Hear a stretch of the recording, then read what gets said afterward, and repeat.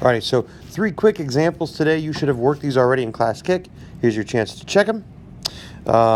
First one we had, number 1, is a squared. Oops, I put a plus sign there. Oh, who knows? So a squared times a to the 4th, same base, right? So that becomes a to the 2 plus 4, which is a to the 6th. Now notice we don't multiply and make it a to the 8th because it's not power to a power. It's same base, right?